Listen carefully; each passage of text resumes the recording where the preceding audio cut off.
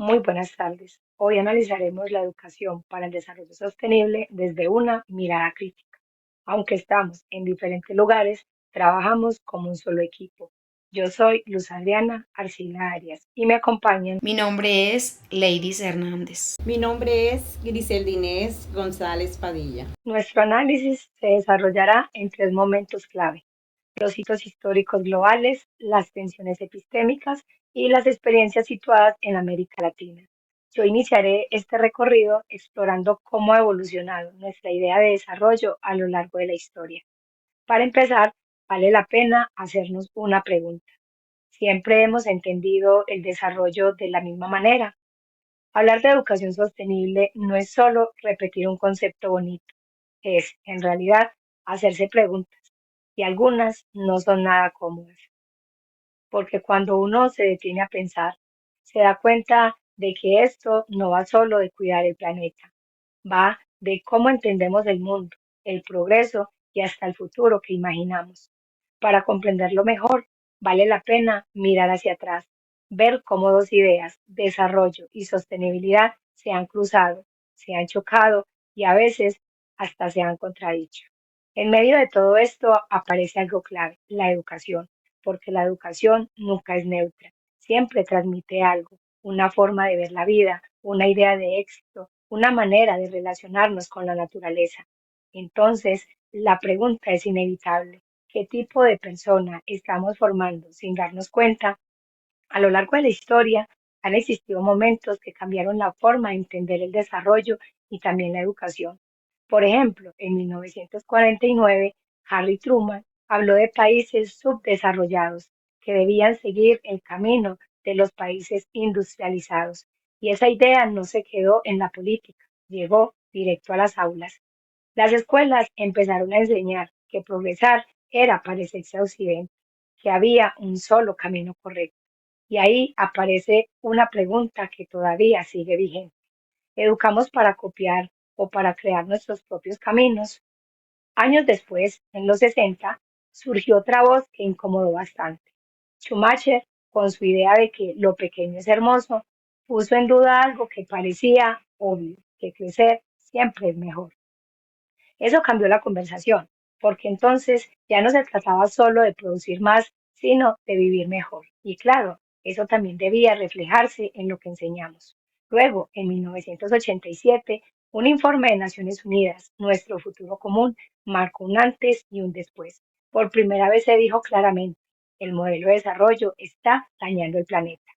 Como lo plantea la UNESCO, en 2020, la educación para el desarrollo sostenible busca integrar dimensiones sociales, económicas y ambientales, aunque en la práctica muchas veces se queda en enfoques limitados o poco críticos. Y sí, la educación empezó a hablar de medio ambiente, pero muchas veces de forma superficial, como una materia más, aislada, sin tocar el fondo del problema. Entonces surge otra pregunta incómoda: ¿puede la educación ser sostenible si sigue enseñando lo mismo de siempre? En 1992, con la Cumbre de la Tierra, el debate se hizo global: desarrollo versus medio ambiente. Y la gran pregunta quedó flotando y sigue ahí hoy: ¿vale la pena crecer si el costo es el planeta?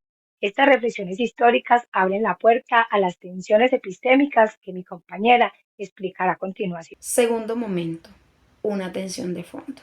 Aquí entramos en el corazón del problema. La tensión epistémica que abordamos es la crítica al concepto de desarrollo sostenible como una noción hegemónica. Autores como Gudinás y Acosta señalan que aunque el discurso de desarrollo sostenible parece proponer cambios, en realidad muchas veces mantiene intacta la lógica del crecimiento económico. Durante mucho tiempo se nos ha enseñado que el progreso se mide en indicadores como la producción, el consumo y el crecimiento del PIB. Sin embargo, esta visión ha sido cuestionada porque no considera los límites ecológicos ni las condiciones reales de vida de muchas comunidades. Así, el llamado desarrollo sostenible puede convertirse en una contradicción. Busca hacer sostenible un modelo que sigue dependiendo de la explotación explotación intensiva de la naturaleza. Por eso surge una pregunta fundamental. ¿Es posible un desarrollo verdaderamente sostenible dentro del mismo modelo económico? Godinás y Acosta proponen alternativas como el buen vivir, que plantea una relación distinta entre la sociedad y naturaleza, basada en el equilibrio, la comunidad y el respeto por la vida. Desde esa perspectiva, la educación enfrenta un dilema profundo. Formar personas para competir en un mercado global o formar personas capaces de cuestionarlo. Eso no es algo abstracto, se ve todos los días en programas educativos que priorizan la productividad sobre el cuidado del entorno, en universidades que impulsan carreras rentables, pero dejan de lado los proyectos que benefician a las comunidades, en discursos que hablan de sostenibilidad, mientras en la práctica se sigue explotando la naturaleza sin límites. Por eso, la educación sostenible no puede quedarse en un consejo como reciclar o ahorrar energía. Eso es importante, sí, pero no es suficiente. Tiene que incomodar un poco. Es necesario enseñar a pensar, a cuestionar y a imaginar alternativas. Si enseñamos economía sin hablar del impacto ambiental, estamos diciendo, sin decirlo, que el crecimiento es infinito. Si enseñamos historia sin mencionar los conflictos ambientales, ignoramos a comunidades que han luchado por proteger sus territorios. Al final, esta tensión atraviesa todo el sistema educativo y entenderla es clave si queremos un futuro diferente. Tercer momento, una experiencia latinoamericana. Llegamos ahora a un punto clave de nuestra reflexión. La atención sobre la sostenibilidad no se queda en los libros ni en la teoría. Se vive, se siente y se toca en nuestros territorios, en las comunidades, en la vida cotidiana de América Latina. Aquí aparecen saberes que a veces olvidamos, los saberes indígenas, las luchas comunitarias y la propuesta como el buen vivir. Ellos nos muestran que otra forma de educación sí es posible. Una educación que no solo transmite conocimiento, sino que reconoce la tierra como parte de la vida, que valora la comunidad y que defiende la naturaleza como sujeto de derechos. En este camino, la sostenibilidad deja de ser un concepto abstracto y se convierte en una práctica concreta que nos invita a cuestionar y a transformar la manera en que vivimos y educamos. En este contexto surge la propuesta del buen vivir, planteada por Godinás y Acosta en el año 2011. Una mirada distinta, la naturaleza, no como objeto, sino como sujeto con valor propio.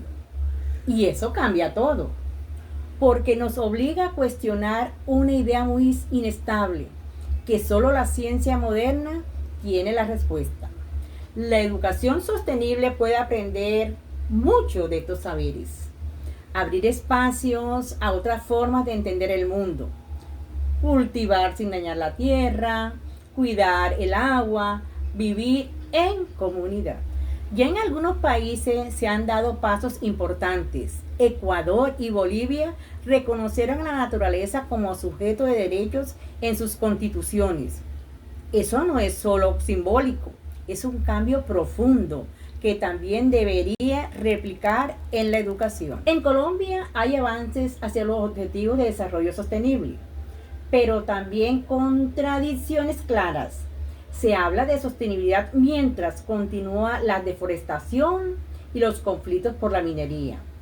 Y aquí la educación vuelve a ser clave, porque no se trata solo de informar, sino de formar personas capaces de cuestionar, de defender sus territorios y de imaginar otras formas de vida.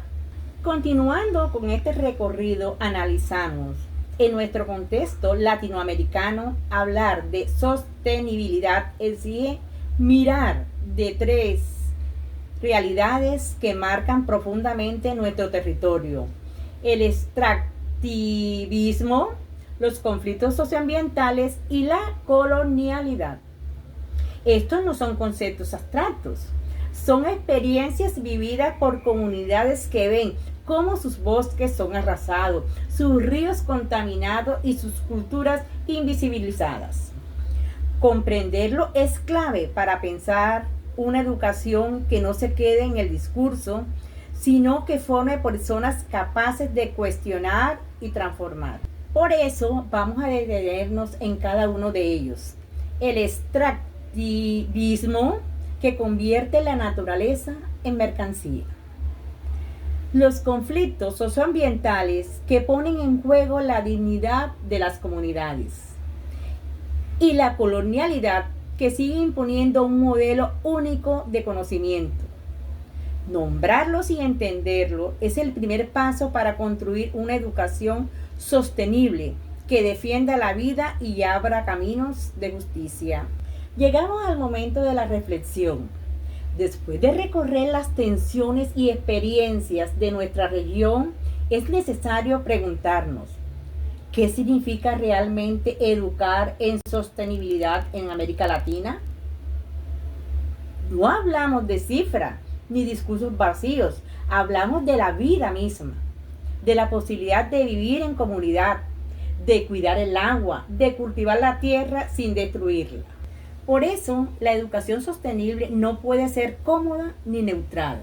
Debe ser una práctica transformadora, capaz de formar personas que cuestionen, que defiendan sus territorios y que imaginen futuros distintos.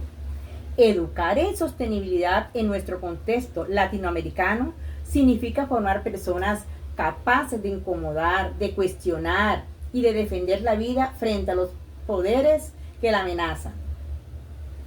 Nuestra posición es clara.